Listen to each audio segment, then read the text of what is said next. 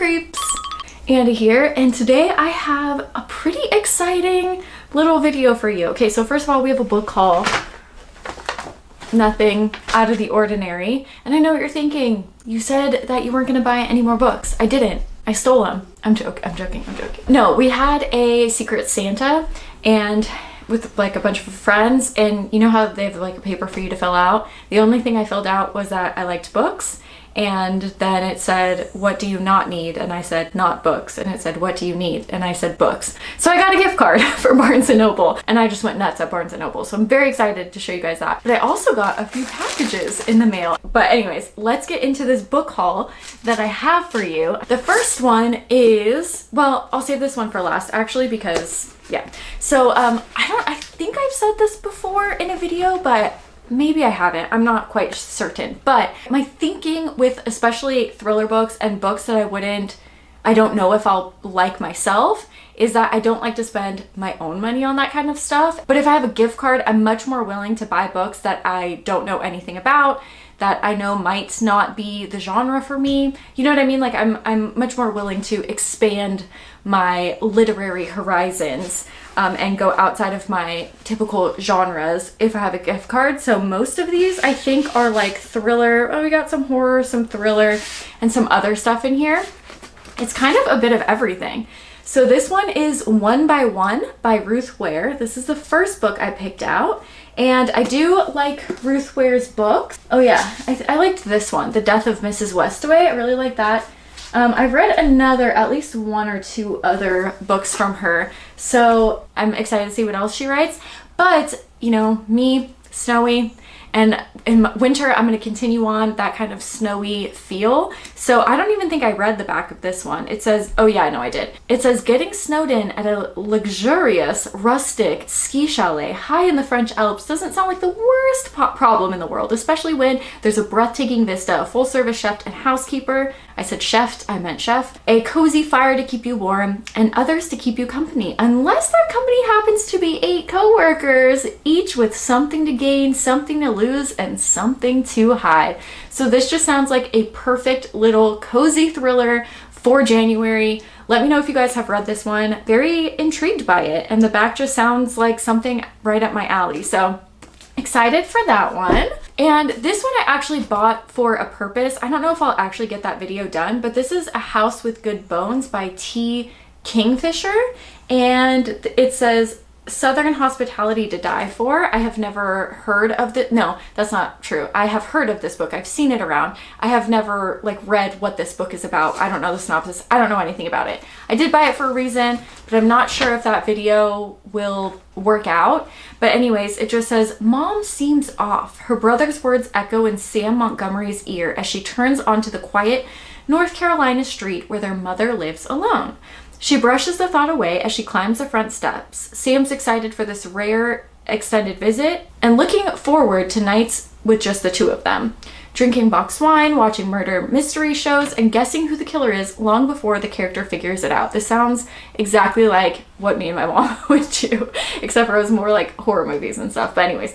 But stepping inside, she quickly realizes home isn't what it used to be. Gone is the warm, cluttered charm her mom is known for. Now the walls are painted all sterile white. Her mom jumps at the smallest noises and looks over her shoulder, even when she's the only person in the room. And when Sam steps out to clear her head, she finds a jar of teeth hidden beneath the magazine-worthy rose bushes. The vultures are circling the garden from above. To find out what's got her mom so frightened in her own home, Sam will go digging for the truth, but some secrets are better left buried. Wow, this sounds fantastic. This is in the horror section, at least like when I look online. Yeah, so I think it's a horror book, but it does also sound a little bit like a mystery there. So this sounds like a blast. Glad I bought that one. Didn't even read the back before I bought it. Of course, it wouldn't be a book haul without a little bit of Blake Crouch. I got the second in the Pines series. So this is, or the Wayward Pines series. So the first one was Pines, this one is Wayward. Again, I just have to point out how wonderful it is to have this on the side to show you exactly which one it is in the series. Every author should do this. This is fantastic.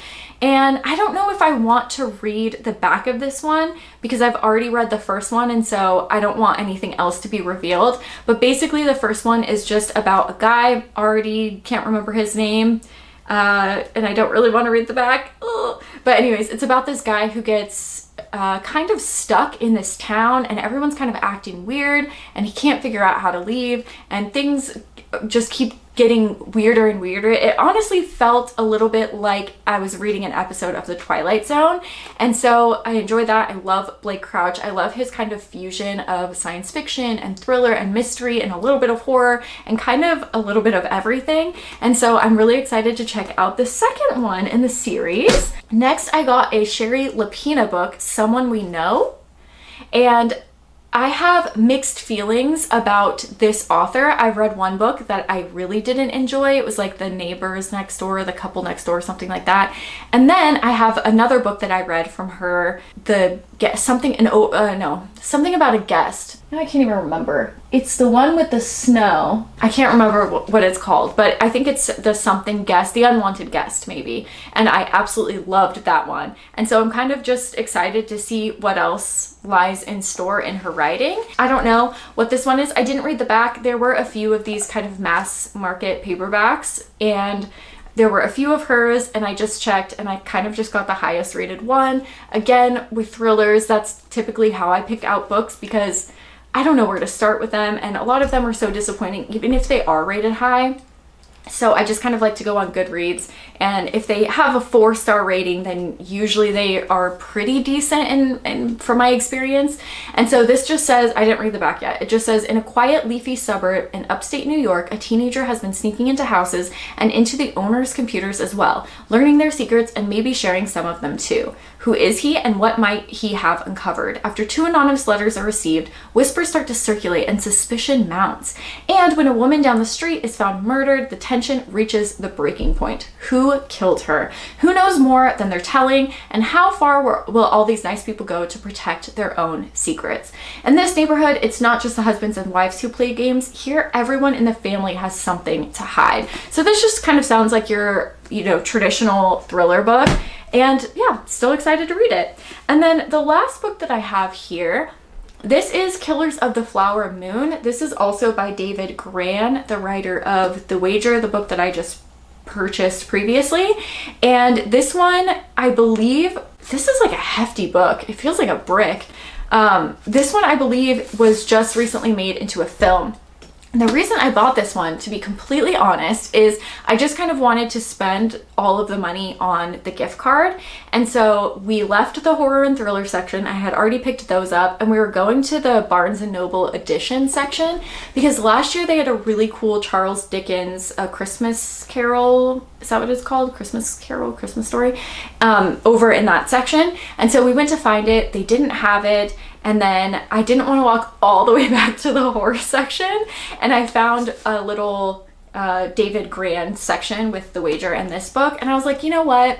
That one was book of the year. This one was just came out in a movie, so like it'll probably be interesting. It also just says Murders and the Birth of the FBI, and I was like, that sounds awesome. So I picked it up. I'm assuming this is a nonfiction as well, but I didn't even read the back yet. It just says, in the 1920s, the richest people per capita in the world were members of the Osage Nation in Oklahoma. After oil was discovered beneath their land, they rode in chauffeured cars and lived in mansions. Then, one by one, the Osage began to be killed. Molly Burkhart watched her family become a prime target. Her relatives were shot and poisoned. Other Osage were also dying under mysterious circumstances, and many of those who investigated the crimes were themselves murdered. As the death toll rose, the case was taken up by the newly created FBI and its young, secretive director, J. Edgar Hoover.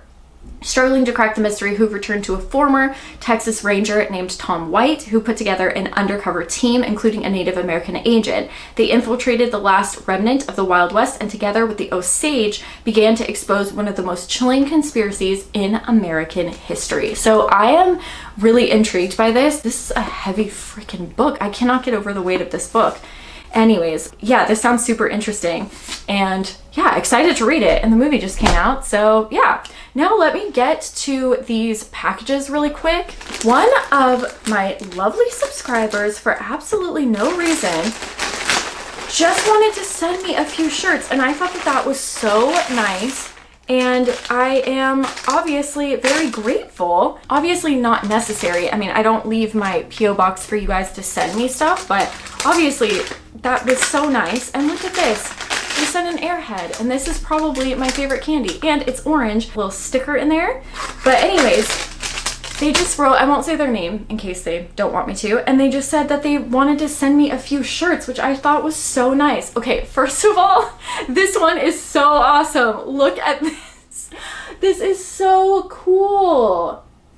It's obviously from The Shining movie. How nice is that? That is so nice. What a fun shirt. Oh, I have to show my husband this. Well, he's probably not even gonna know what it's from, but I'll show my friend. And then this one here, we have our Michael Myers holding, is that a Dr. Pepper? Yeah, look at that one. That is so unbelievably nice. I can't even express to you how kind this is. And then, oh, and then of course we have our lead Cenobite from Hellraiser. This is my man right here. I absolutely love him. That was so absolutely kind. Thank you so much. That's so nice. I obviously don't leave my P.O. box for people to send me presents. It's there to get either stuff for sponsorships or for authors to send books and stuff, but this was just so nice. I just feel so thankful. This is so nice. So thank you so much. That was honestly so sweet, and I will definitely be wearing those shirts in upcoming videos. That's so nice. Thank you very much. Let's open her up here. Okay, and then the next one we have here is Bruises on a Butterfly, and this is by Chad. Okay, sorry, I pronounced his name incorrectly. I think it's Lutsky, but correct me if I'm wrong. I actually follow him on Instagram, and I've seen his books floating around for a few years now, but I've actually never gotten a chance to read them, and so I'm really excited he sent this to me, so thank you very much, Chad. Let's see what this is about. It says it says science fiction and horror, so right up my alley. It says a young boy runs away from his abusive home to live at the fort he's built in the middle of a Michigan cornfield. But when a cosmic discovery late one night wraps reality into a mutating nightmare, it's up to his loyal friends to fix what they can and bury what they can't. A dark coming of age tale that melds The Color Out of Space, which is by H.P. Lovecraft, and Stand By Me. So this sounds pretty freaking interesting. I am really excited to read this. Yeah, I really did enjoy The Color Out of Space. I don't think I've read Stand By Me. But yeah, I love that H.P. Lovecraft story. So this sounds really interesting. Very excited to read it. Thank you very much, Chad. And I will obviously I'll link all these books down below like I always do. This will be out in 2024, so it'll probably be, if you wanted to order it, it'll probably be a pre-order, I'm assuming. I'll leave it linked down below. Sorry, one more thing. It will be published in January of 2024, so just in a few weeks here in case you wanted to buy it. And I will be reading this, yeah, next year because it's almost the end of this year. Oh, this is crazy. So anyways, that's my little haul for today. I'm just very thankful and happy, and I am definitely excited to check out some of these books. Let me know which one of these you guys have read. Let me know if you've picked up any books recently. I will be back with another haul because I have a few books that are being sent to my P.O. box right now, so I obviously want to show you those. And yeah, excited for the end of this year and the beginning of next year. We've got a lot of videos coming up, so yeah, I hope you stick around. Thank you so much for watching, and I will see you soon, of course, with another horror video. Bye guys. I got nightmares in my head, I fear that the thoughts build up until I can't hear, that my mind fills up into a creature, and it haunts me somewhere much deeper.